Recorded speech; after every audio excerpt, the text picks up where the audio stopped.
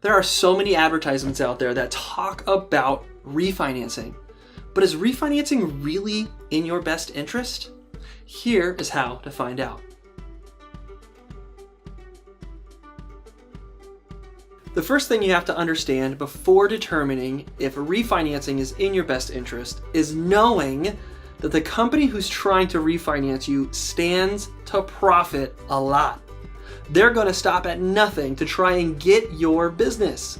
That means they'll use words and phrases and things that may not make sense to you in order to manipulate the situation, get you to refinance so they can profit. There's always a cost to refinancing, even on a no-cost refinance. So, making sure the loan you're going to refinance to is going to save you enough money is helpful in determining if it's in your best interest. Here are 3 things that you should look at or have ready to make sure a refinance is in your best interest. The first thing is your most recent mortgage statement. This is going to communicate what your current interest rate is, what your current payment is, and what your current balance is. Knowing those 3 things helps a mortgage advisor understand if the new balance, the new rate, and the new payment are going to be a big enough difference in your favor. The second thing is the closing date from the recent mortgage that's being refinanced.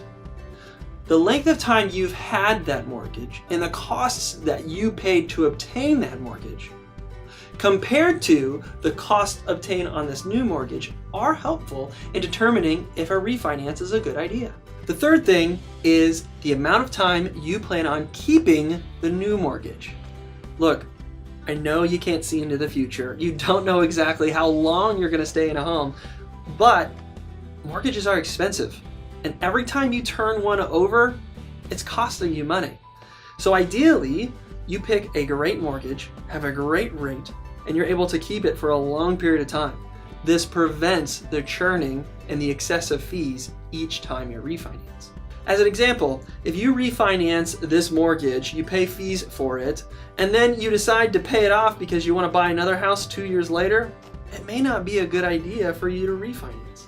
The cost and the break-even point probably isn't there.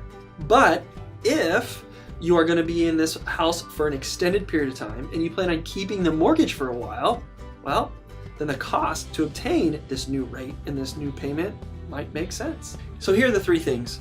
Getting your current mortgage statement, which shows your rate, shows your current balance, it shows your current payment. Understanding when you obtained this most recent loan that's going to get paid off. And then also having an idea of how long you plan to keep this mortgage. If you know those 3 things, a good quality mortgage advisor can analyze those things to determine if the cost of refinancing is in your best interests. Here's the bottom line. If a mortgage company isn't asking for those things, if a mortgage company isn't taking into consideration all of that information I just said, don't do business with them. You must make sure all of that information is being evaluated prior to refinancing to ensure the refinance is really best for you. If you're interested in working with a wise advisor who wants to serve you with love, visit moneywellrooted.com/mortgage. We'd be happy to evaluate your situation and see if a refinance is genuinely in your best interests.